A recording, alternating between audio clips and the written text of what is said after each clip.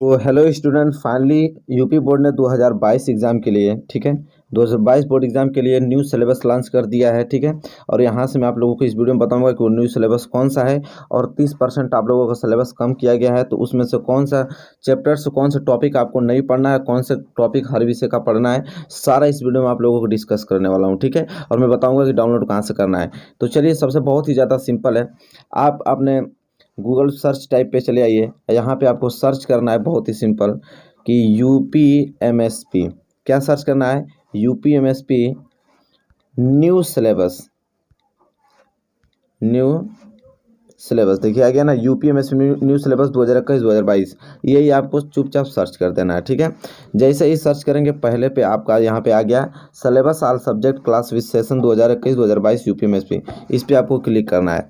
जैसे ही आप क्लिक करेंगे मेरे फ्रेंड्स, यहाँ पे सारा लिस्ट आप लोगों के सामने आ गया कि syllabus all subject class wise session 2021-2022। यहाँ पे देख पा रहे हैं, यह क्लास 9th के लिए सिलेबस निर्धारित किया गया है, ये क्लास 10th के लिए, और ये क्लास 11th के लिए, और ये क्लास 12th के लिए।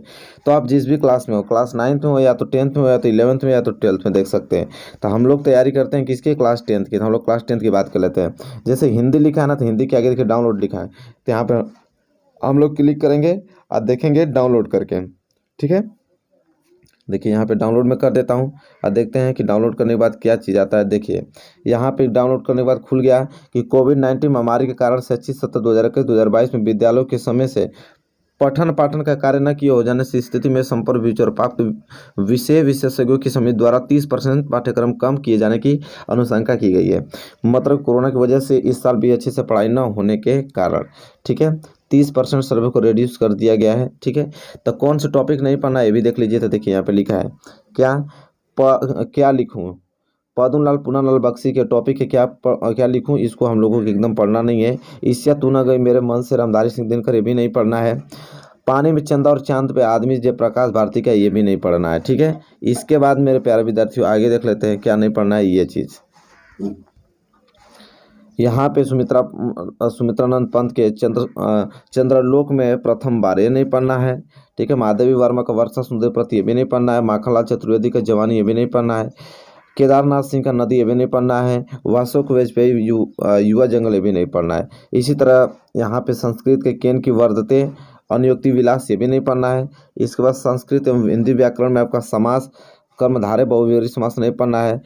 सर्वनाम में तद युग्म सर्वनाम नहीं पढ़ना है। धातु रूप में दृश्य पक्ष, ये नहीं पढ़ना है, ठीक है। अब पढ़ना क्या है? तो देखिए यहाँ पे लिखा है उपयुक्त अनुक्रम में 70% का पाठ्यक्रम नियमित है। कौन कौन? यहाँ पे देखिए 70 को तो आपको लिखना है, 70 मिलेगा, 30 नंबर आप लोगों को प्रैक्टिकल से मिलेगा। आप कौन कौन से देखिए ये चीज़ पढ़ना है यहाँ पे। हिंदी गद्य के विकास में संक्षिप्त परिचय, शुक्ल तथा शुक्ल युक्त क्या 5 नंबर का पूछा जाएगा, ठीक है। फिर हिंदी पद, वो गद्य था, यह पद है। हिंदी पद का विकास संक्षिप्त में परिचय, रीतिकाल के आधुनिक काल में, ये भी 5 नंबर का आपको पूछा जाएगा। इसके बाद गद्य के निर्धारित पाठ्यक्रम से संदर्भ रेखांकित अंश की व्याख्या, ठीक है, तथ्यपरक प्रश्न करेंगे तो यहाँ से 6 नंबर का आपको मिलने वाला है, ठीक है। इसके बाद मेरे प्यारे विद्यार्थियों 6 नंबर मिलेगा आपको काव्य हेतु निर्धारित पाठ्य वस्तु से। यहाँ पे भी आपको संदर्भ व्याख्या लिखना पड़ेगा, 6 नंबर मिलेगा। संस्कृत गद्यांश एवं पद्यांश संदर्भ सहित हिंदी में अनुवाद, कितना? 4 नंबर का पूछा जाएगा। जीवन परिचय कवि और लेखक का, यहाँ पे 6 नंबर का पूछा जाएगा। संस्कृत के पाठ्य का कंठस्थ एक श्लोक अगर लिखते हैं तो 2 नंबर मिलेगा। संस्कृत के निर्धारित पाठों का 2 अति लघु उत्तरीय प्रश्नों को संस्कृत में करेंगे तो 2 नंबर मिलेगा, ठीक है। तो ये प्रश्न पूछा जाएगा, ठीक है। इसके बाद रस अलंकार छंद, जिसमें सोरठा रूल आ जाएगा। इसमें उपमा अलंकार, रूपालंकार, उत्प्रेक्षा अलंकार, यहाँ पे कहा से रस, करुणु रस, परिभाषा, ये सारे टॉपिक पढ़ते हैं, याद करना है। ये पूछेगा भी 6 नंबर का, ठीक है। इसके बाद बात करें आगे, तो यहाँ पे हिंदी व्याकरण में देखिए उपसर्ग, प्रत्यय, समास, तत्सम, पर्यायवाची, ये सभी आपको याद करके जाने, जो कि कितने 11 नंबर का पूछा जाएगा, ठीक है। इसके बाद बात करें तो संस्कृत व्याकरण अनुवाद में आप लोगों का संधि, शब्द रूप, संज्ञा, धातु, हस रस, हिंदी के सरल वाक्यों को संस्कृत में अनुवाद करना, ये 8 नंबर का पूछा जाएगा, ठीक है। इसके बाद बात कर लेते हैं लास्ट 10वां प्रश्न है निबंध। निबंध यहाँ पे आप लोगों को याद करके जाना पर्यावरण यातायात के नियम पर, ठीक है, स्वास्थ्य पर, जनसंख्या पर, ठीक है। 6 नंबर का पर्यावरण पूछा जाएगा। फिर लास्ट में 11 प्रश्न कथा वस्तु घटना चरित्र चित्रण 3 नंबर का पूछा जाएगा। इस प्रकार आप लोगों का 70 नंबर कंप्लीट हो गया। तो इसको अच्छी तरह से डाउनलोड करके लिख लीजिए कि कौन सा पढ़ना है कौन सा पढ़ना नहीं है, ठीक है। तो ये तो आप लोगों का क्या था, हिंदी का था, ठीक है। किसका था, हिंदी का था। अब मैं आप लोगों को दिखाता हूँ, यहाँ पे हिंदी का हो गया ना कंप्लीट। अब मैं आप लोगों को दिखा दूँ जैसे आगे और बड़ी सब्जेक्ट का सबका दिया है अलग अलग। मैं मैथ का दिखा देता हूँ आप लोगों को। देखिए मैथ यहाँ पर लिखा है ना, मैथ पे यहाँ पे मैं करता हूँ डाउनलोड, और मैथ को डाउनलोड करके फिर आप लोगों को दिखाता हूँ कि मैथ में यहाँ पे इस तरह क्लिक कर देता हूँ। मैथ खुल गया। देखिए मैथ में क्या नहीं पढ़ना है, ये सारी चीज़ें। देखिए मैथ में लोगों को ये नहीं पढ़ना है बीजगणितीय। बीजगणित में बहुपद के शून्य को नहीं पढ़ना है, द्विघात बहुपद के गुणन के शून्य के मध्य संबंध वो नहीं पढ़ना है, वास्तविक गुणांकों वाले जो बहुपद के लिए विभाजन एल्गोरिथम का कथन पर आधारित सामान्य प्रश्न होते हैं उनको नहीं पढ़ना है। फिर समांतर श्रेणी में समांतर श्रेणी के, ठीक है, पद के व्युत्पत्ति एवं समांतर श्रेणी के प्रथम पदों का योग, सामान्य जीवन पर आधारित प्रश्नों को हल करने के अनुप्रयोग जो होता है उसको छोड़ देना है। फिर ज्यामिति में वृत्त एवं वृत्त के स्पर्श रेखाएं स्पर्श बिंदु इसको छोड़ देना है, ठीक है। जिसमें पहला पॉइंट है कि वृत्त के स्पर्श रेखा स्पर्श बिंदु से होकर जाने वाली त्रिज्या पर लंब होती है, इसको नहीं पढ़ना है। खिंचवाए बिंदु से खींची गई दो स्पर्श रेखाओं की लंबाइयाँ समान होती है, इसे भी छोड़ देना है, ठीक है।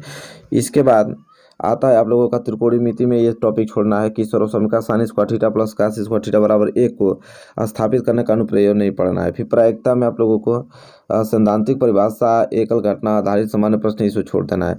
लेकिन पढ़ना क्या हमारे पास तो यहाँ पे 70 नंबर का पूरा लिस्ट दिया हुआ है कि संख्या पद्धति से। देखिए संख्या पद्धति से आप लोगों को 5 नंबर पूछा जाएगा, बीजगणितीय से आपको 18 नंबर पूछा जाएगा, निर्देशांक ज्यामिति से 5 नंबर और ज्यामिति से 12 नंबर और त्रिकोणमिति से 10 नंबर और मेंसुरेशन से 10 नंबर और सांख्यिक परिकता से 10 नंबर, टोटल 70 नंबर पूछा जाएगा।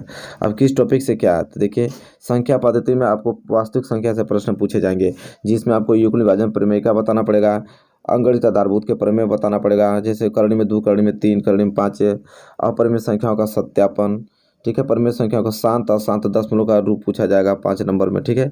इसके बाद बीजगणित में 18 नंबर का पूछा जाएगा। कितना, 18 नंबर का पूछा जाएगा बीजगणित में।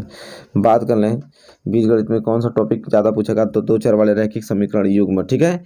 2 चर वाले रैखिक समीकरण युग्म का ग्राफी विधि कैसे हल करें, रैखिक समीकरण युग्म को हल करने की जो बीजगणितीय विधि होता है, जैसे प्रतिस्थापन विधि, विलोपन विधि, वज्र गुणन विधि, ये तीनों विधि आना चाहिए क्योंकि ये पूछेगा, ठीक है, इस बार।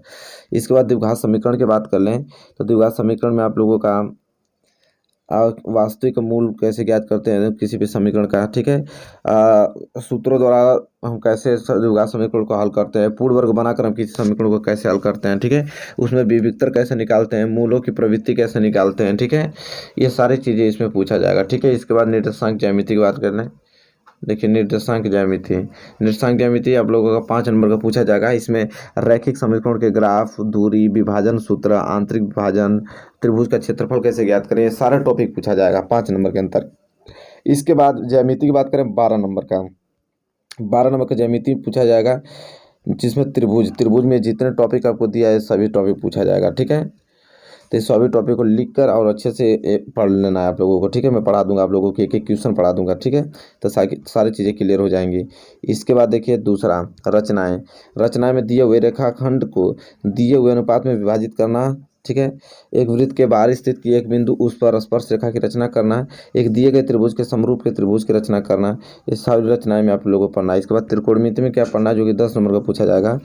कह रहा है कि 0 से 90 के त्रिकोणमितीय अनुपात को, जैसे 30 अंश 45 अंश 60 अंश 90 उनके बीच संबंध, पूरक कोण के त्रिकोणमितीय अनुपात पढ़ना, ऊंचाई एवं दूरी से क्वेश्चन आता है उसे पढ़ना है, ठीक है। इसी प्रकार मेरे प्यारे विद्यार्थी में दिखा देता हूँ, आप लोग नोट कर लीजिए। मेंसुरेशन से क्वेश्चन, पृष्ठीय क्षेत्रफल, आयतन से जो भी चीज़ें हैं यहाँ पे आप इस तरह आप डाउनलोड कर सकते हो और सारी चीज़ों को नोट्स करते हो कि हमको पढ़ना क्या है, ठीक है।